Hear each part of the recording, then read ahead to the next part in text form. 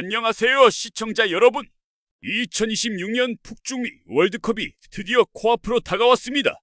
미국, 캐나다, 멕시코 세 나라가 공동 개최하는 역대 최대 규모의 월드컵. 참가국은 48개국으로 늘어났고 더 많은 팀이 더 오래 싸우는 이번 대회는 그 어느 때보다 예측 불가능한 드라마를 예고하고 있습니다. 그렇다면 이 거대한 무대에서 최후의 승자가 될 팀은 어디일까요? 오늘은 현 시점에서 우승 가능성이 가장 높은 팀 TOP10을 선정하고 각 팀의 강점과 약점을 냉정하게 분석해드리겠습니다. 단순한 인기 투표가 아닙니다. 예선 성적, 선수 구성, 전술 완성도, 그리고 토너먼트에서 살아남는데 필요한 요소들을 종합적으로 따져봤습니다. 10위부터 시작하겠습니다. 10위는 네덜란드입니다. 네덜란드를 이야기할 때 가장 먼저 꺼내야 할 카드는 수비입니다. 버질 반다이크와 미키 반더벤으로 구성된 센터백 듀오는 현재 세계 최고 수준의 조합 중 하나입니다. 반다이크는 경험과 리더십, 반더벤은 피지컬과 스피드. 두 선수의 조합이 만들어내는 수비 블록은 웬만한 공격진을 상대로도 쉽게 뚫리지 않습니다. 유럽 예선 8경기에서 단 4실점을 기록했다는 사실이 이 수비진의 견고함을 숫자로 증명합니다. 그런데 네덜란드가 10위에 머문 이유가 있습니다. 확실한 골잡이의 부재입니다. 중원에서 공을 잘 돌리고 측면에서 활발하게 움직이고 수비에서 단단하게 버틴다. 그러나 결정적인 순간에 골을 넣어줄 스트라이커가 명확하지 않습니다. 토너먼트 방식의 월드컵에서는 한 골이 경기의 전부를 결정짓는 순간들이 옵니다. 그 순간에 믿고 맡길 수 있는 확실한 9번이 없다는 것은 치명적인 약점이 될 수 있습니다. 탄탄한 수비로 실점은 막겠지만 과연 충분히 득점을 만들어낼 수 있느냐? 그것이 네덜란드의 숙제입니다. 9위는 모로코입니다. 2022년 카타르 월드컵에서 아프리카 팀 최초로 4강에 진출하며 전 세계를 놀라게 했던 모로코. 그 충격적인 성과가 반짝 이변이 아니었다는 것을 이후에도 꾸준히 증명해오고 있습니다. 왈리드 레그라기 감독 체제에서 모로코가 갖춘 조직력은 세계 어느 팀과 맞붙어도 쉽게 무너지지 않는 수준입니다. 개인 능력 면에서도 아실 하키미는 세계 최고의 풀백 중 한 명이고 브라임 디아스는 레알 마드리드에서 키운 기술과 창의성으로 중원을 책임집니다. 2022년 4강 경험을 통해 대형 무대에서 어떻게 경기를 운영해야 하는지, 어떻게 강팀을 상대해야 하는지를 몸으로 익힌 팀이기도 합니다. 약점은 하키미가 앞으로 전진할 때 발생하는 측면 뒷공간입니다. 하키미는 공격하담이 강점인 선수인 만큼 그가 올라가면 그 뒤에 공간이 열립니다. 빠른 윙어를 가진 팀들이 이 공간을 집중적으로 노릴 경우 모로코는 위협적인 상황을 허용할 수 있습니다. 이 약점을 레그라기 감독이 어떻게 보완하느냐가 모로코의 성적을 결정지을 것입니다. 8위는 노르웨이입니다. 솔직히 말씀드리면 노르웨이를 이 순위에 넣는 것이 과하다고 느끼시는 분들도 있을 겁니다. 노르웨이는 오랫동안 월드컵 본선 무대를 밟지 못했던 팀입니다. 그런데 지금의 노르웨이는 과거의 노르웨이가 아닙니다. 이유는 단 두 글자면 됩니다. 홀란드. 얼링 홀란드는 현재 지구상에서 가장 무서운 스트라이커입니다. 아무리 좋은 전술이 있어도, 아무리 조직력이 뛰어난 팀도 홀란드라는 이름 앞에서는 수비 계획 전체를 다시 세워야 합니다. 그리고 홀란드에게 공을 공급해줄 수 있는 마르틴 웨데고르가 있습니다. 아스널에서 팀 전체를 이끄는 웨데고르의 패스 능력과 게임 조율 능력은 세계 최정 상급입니다. 여기에 누사, 셰로트 등 파괴력 있는 공격 자원들이 더해지면서 노르웨이 공격진의 화력은 이번 대회 최상위권에 해당합니다. 이탈리아를 상대로 4대1 대파를 기록한 것은 우연이 아닙니다. 다만 우려되는 부분도 있습니다.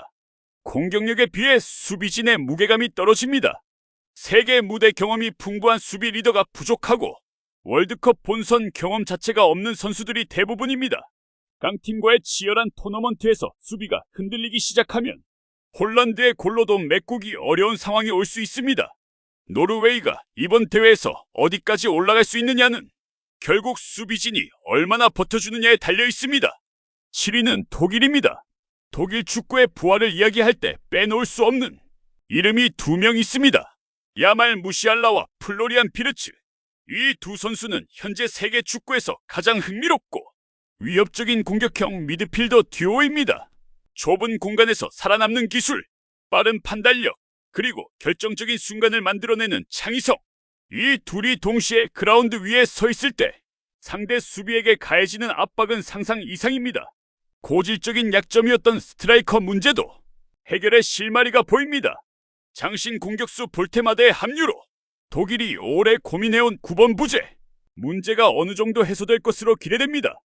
무시알라와 비르츠가 만드는 기회를 실제 득점으로 연결할 수 있는 타깃맨이 생긴 것이죠. 그러나 독일이 7위에 머문 이유는 두 가지입니다.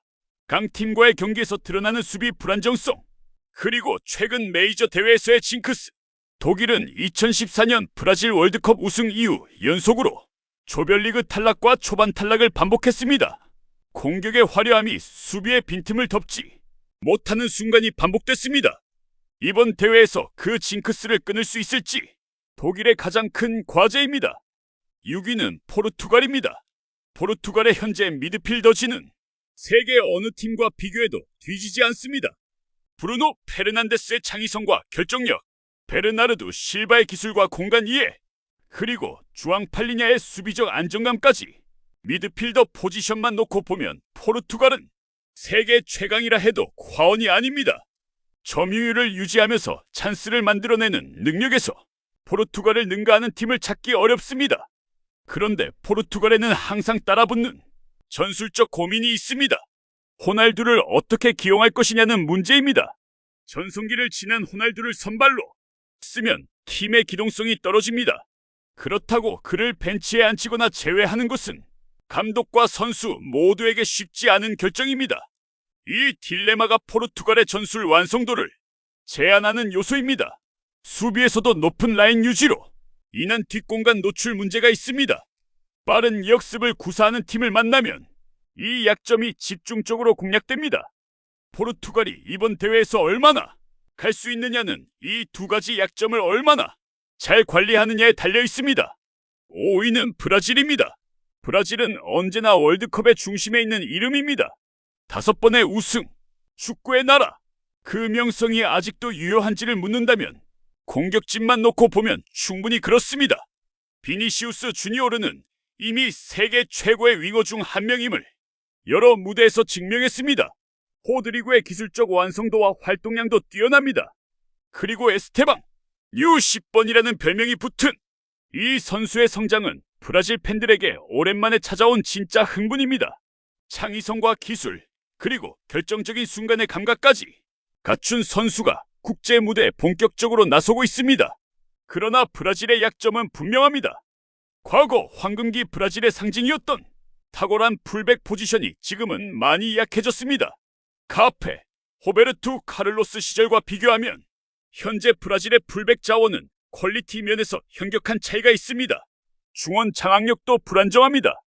공격이 화려한 만큼 수비와 중원에서의 균형이 무너지는 순간 경기 전체가 흔들릴 수 있습니다.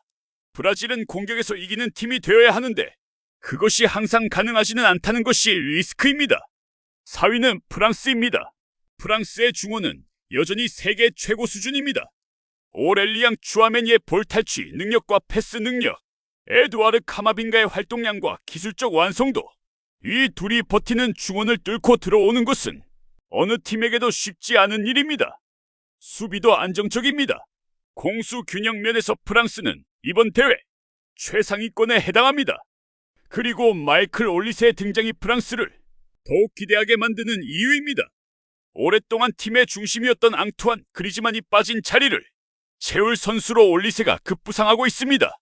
좁은 공간에서도 살아남는 드리블, 예측 불가능한 창의적 패스, 그리고 결정적인 슈팅 능력까지 프랑스의 천재 2세대로 불리는 이 선수의 성장은 팀 전체에 새로운 에너지를 불어넣고 있습니다.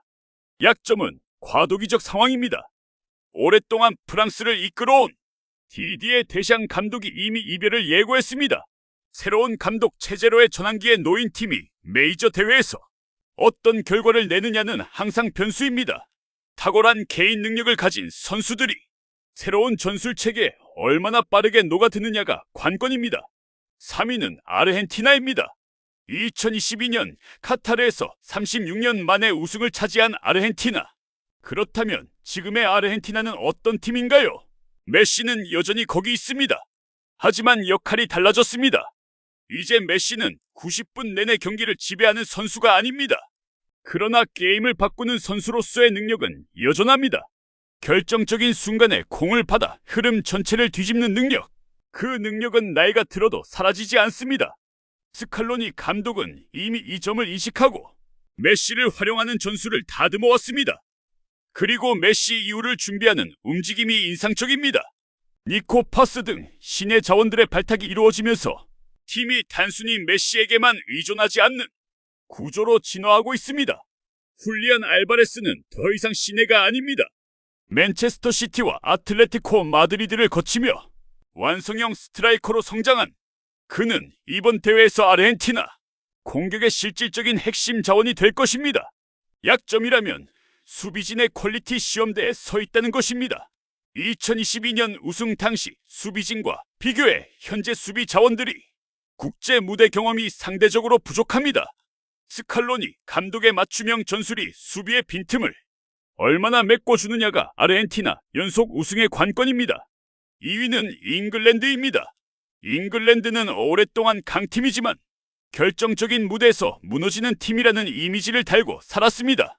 선수 개개인의 능력은 세계 최정상이지만 팀으로서의 완성도와 토너먼트 멘탈리티에서 항상 물음표가 따라붙었습니다.